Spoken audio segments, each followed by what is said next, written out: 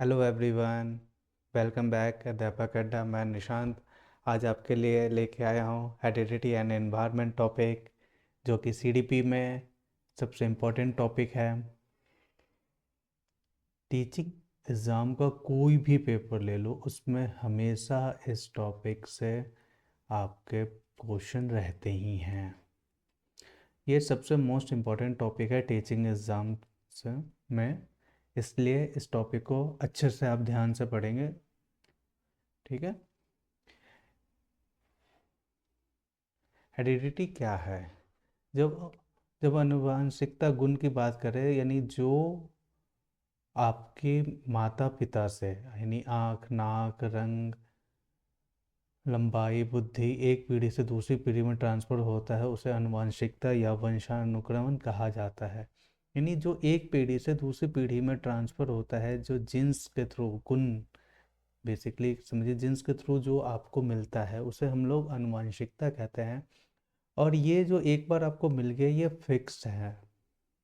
आप ये देखिए, जैसे कि सबसे इंटरेस्टिंग आपको नज़र आता होगा बच्चों में आईज़, जो कि आईज़ का कलर ये हमेशा एक माँ बाप में से किसी एक का जाता है। फेस की कटिंग जो होती है हमेशा मम्मी पापा में से किसी एक पे जाती है। कलर, बच्चों का कलर, ये भी कहीं ना कहीं आपके जीन्स पे डिपेंड करते हैं, जो आपको एक पीढ़ी से दूसरी पीढ़ी को मिलते हैं। आपकी जो बौद्धिक क्षमता हो गई, यानी आपका मेंटल लेवल हो गया, ये सब कुछ आपको आपके जीन्स के द्वारा मिलती है। इन्वायरमेंट इन्वायरमेंट इससे अभिप्राय है हमारे चारों तरफ का वो माहौल, जैसे कि घर, स्कूल, परिवार, पड़ोसी, भोजन आदि। मनुष्य विकास के दोनों महत्वपूर्ण योगदान हैं। मानव विकास में ये दोनों ही बहुत बड़े योगदान हैं। ठीक है।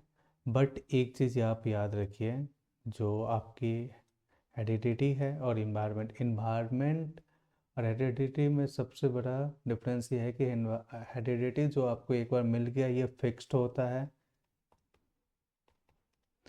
ये आपका फिक्स रहता है। ये चीज़ आपका फिक्स नहीं होता है। इन्वायरमेंट के थ्रू जो आपको मिलता है, हो सकता है कि इन्वायरमेंट का इम्पैक्ट, आपका हेरिडिटी के कारण इन्वायरमेंट का इम्पैक्ट आपके ऊपर ना हो और ये चेंज हो जाता है। या ठीक है, तो इसलिए इन्वायरमेंट का इम्पैक्ट कैसे बच्चों पे पड़ता है, ये देखते हैं। ये बच्चा है, ये स्कूल है, ये फैमिली है, ये आपके चाइल्डहुड्स हो गए, जो पड़ोसी हो गए, ये सोशल इन्वायरमेंट हो गया, पॉलिटिकल एंड कल्चर इन्वायरमेंट, ये सबका धीरे धीरे मिला के बच्चों के ऊपर थोड़ा बहुत असर मिलता है। और बच्चों का इन दोनों से ही बच्चों का डेवलपमेंट होता है। ये डेवलपमेंट में दोनों ही का योगदान होता है। हम ये नहीं कह सकते कि सिर्फ हेरिडिटी का ही ज़रूरी योगदान है, इन्वायरमेंट का नहीं। इन्वायरमेंट का है, हेरिडिटी नहीं। दोनों ही मिला के डेवलपमेंट में एक अच्छा सा योगदान होता है दोनों का। ये जो आपकी ये लाइन है, मानव विकास में दोनों का योगदान है। ठीक है। और यहाँ पे आप एक चीज़ मान के चलिए कि जो भी आपका, यानी हेरिडिटी और इन्वायरमेंट में आप देखिए, हेरिडिटी जो है वो फिक्स होता है, जो आपको मिल गया वो चेंज नहीं हो सकता। जैसे कि आप ये पीछे वाली स्लाइड में देखिए, आँख, नाक, रंग, यानी जो आपको एक बार आइज़ का कलर मिल गया, फेस का कलर मिल गया, और उसके बाद जो आपको एक हाइट मिल गई, ये चेंज नहीं हो सकता क्योंकि आपके डीएनए में है, वो जेनेटिक्स मिल चुका है। बट जो इन्वायरमेंट से आ रहा है, उस चीज़ को चेंज हो सकता है। वो आपकी हेरिडिटी चेंज कर सकते हैं, इन्वायरमेंट के और यानी फैक्ट्स हैं वो चेंज कर सकते हैं। ठीक है, तो यहाँ पे आप ये मान के चलिए, हेरिडिटी ये फिक्स्ड होता है, इन्वायरमेंट चेंज होता है। ठीक है। चलिए, इसमें कुछ डेफिनेशन है, इसके बारे में देख लेते हैं। डैरिस और हैरिस का डेफिनेशन है, इसमें है, वंशानुक्रम के अंतर्गत सभी रचनाएं, भौतिक विशेषताएं, कार्य या क्षमता जो उन्हें अपने माता पिता के साथ पूर्वजों से अर्जित किए होते हैं, वो शामिल हैं। ये कुछ राइटर्स के इम्पोर्टेंट आपके उनके डेफिनेशन हैं। और सारे डेफिनेशंस एक ही चीज़ कह रही हैं, जो आपके माता पिता या पूर्वज से मिलता है वो आपको इसमें शामिल होता है।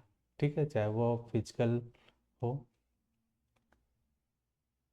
या कार्य करने की क्षमता, यानी आपका यानी जो एनर्जी हो या मेंटल लेवल हो, ये सब कुछ आपको वहीं से मिलता है। रूथेनेबेटिक्स के अनुसार माता पिता से संतान को हस्तांतरित होने वाले गुण को वंशानुक्रमण कहा जाता है।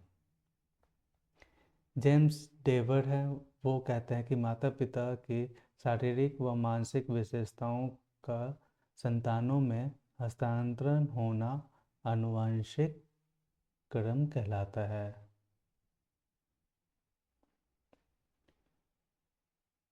बर्डवेट्स हैं, वो वातावरण में वे सभी बाह्य तत्व आ जाते हैं जिन्हें व्यक्ति को जीवन आरंभ करने के समय से प्रभाव किया है।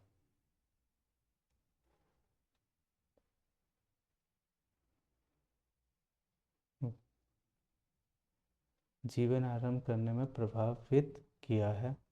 ठीक है, ये कुछ इम्पोर्टेंट्स हैं, डेफिनेशंस हैं राइटर की, ये आप याद कर लीजिएगा, यहाँ से क्वेश्चन रहते हैं। इसमें हर एक राइटर का इम्पोर्टेंट है, और इसमें ये कोटेशन मिल जाएगा आपको, और कोटेशन के बाद डायरेक्टली पूछा जाता है कि किस राइटर का है, या कोटेशन दे देंगे, साइड में राइटर होगा, इनको मैचिंग करना होता है। ठीक है, ये मैचिंग में यहाँ से क्वेश्चन बनते हैं। अब आ जाते हैं लिंग निर्धारण पे, कि हमारे शरीर में दो तरीके के क्रोमोसोम होते हैं, एक्स और वाई, यानी दो तरीके से होते हैं, यानी मेल और फीमेल। ठीक है, जो बच्चे होते हैं मेल या होंगे या फीमेल होंगे, ये कैसे होता है? क्रोमोसोम टोटल 46 होते हैं, 23 के पेयर में होते हैं। आप यहाँ पे देख पा रहे होंगे एक्स और वाई। एक्स को यहाँ पे पिंक कलर से रिप्रेजेंट किया है, वाई को यहाँ पे यानी मेल को जो रिप्रेजेंटेशन है वो ब्लू कलर से है। ये 23 का पेयर है। ठीक है, X23 और यहाँ पे XY23। अगर यहाँ से ये X इधर साइड आ जाता है तो ये हो जाते हैं 46, 23 ये वाले X मिलकर 46, तो एक फीमेल। और यहाँ से ये X आ गया और यहाँ से ये Y आ गया, तो ये मेल। ये 23 और ये 23, 46 का पेयर बना के मेल। ठीक है, ये क्रोमोसोम है। यहाँ क्रोमोसोम से क्वेश्चन ये होता है कि टोटल क्रोमोसोम की संख्या कितनी होती है? 46। कितने पेयर होते हैं? 23 जोड़े होते हैं। ठीक है, principle of heredity, principle of regulation, विपरीत गुण का उत्पन्न होना, यानी तेज बुद्धि वाले माँ बाप के कम बुद्धि वाले बच्चों का होना, या कम बुद्धि वाले के तेज वृद्धि के बच्चों का होना।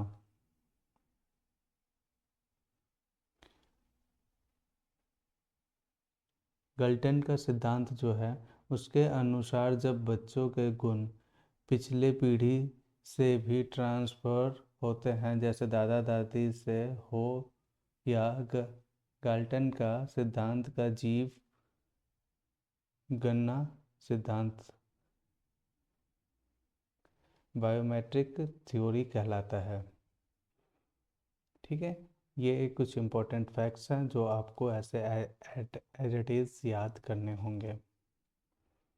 ठीक है, यानी विपरीत गुण, यानी कहने का मतलब जब माँ बाप बुद्धिमान हो और उसके बच्चे नालायक निकल जाए, उसके उतने यानी मेंटल लेवल ना हो, या जिनके माँ बाप का मेंटल लेवल इतना अच्छा नहीं होता और बच्चे तेज निकल जाते हैं, उसको कहा जाता है विपरीत गुण। ठीक है,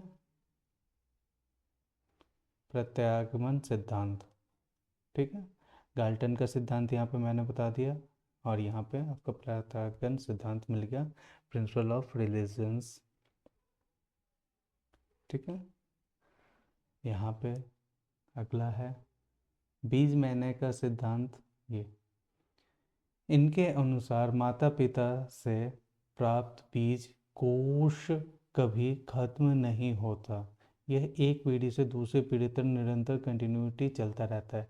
इनका ये कहना है कि जैसे कि ये फर्स्ट जनरेशन है, दादाजी, उन्होंने ट्रांसफ़र किया, फादर साहब यानी सेकेंड जनरेशन, उन्होंने अपने बच्चों में ट्रांसफ़र किया, यानी थर्ड जनरेशन, यानी ये इसके क्या हुए दादा, ये इसका पोता, और इनके कुछ ना कुछ यहाँ पे जीन्स ट्रांसफ़र हुए हैं।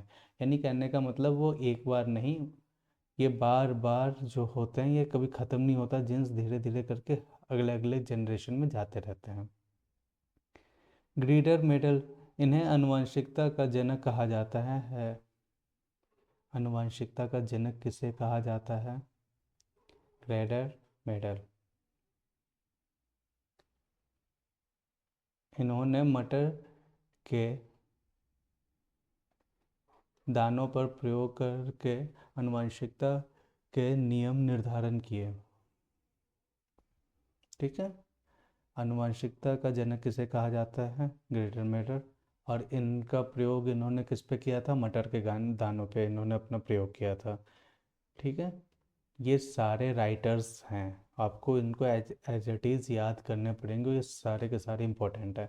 सबसे ज़्यादा मोस्ट इम्पोर्टेंट इसमें ये है, इससे क्वेश्चन आता ही है। ठीक है, थैंक यू फॉर वाचिंग। और आपको ये अच्छा लगा हो तो प्लीज़ इसे सब्सक्राइब करें और इसे शेयर करें। धीरे धीरे करके आपके सीडीपी के हर एक टॉपिक का डिटेल वीडियो यहाँ पे अवेलेबल हो जाएगा। और आप चैनल सब्सक्राइब कर लीजिए और टेलीग्राम ग्रुप पे आप ज्वाइन कर सकते हैं।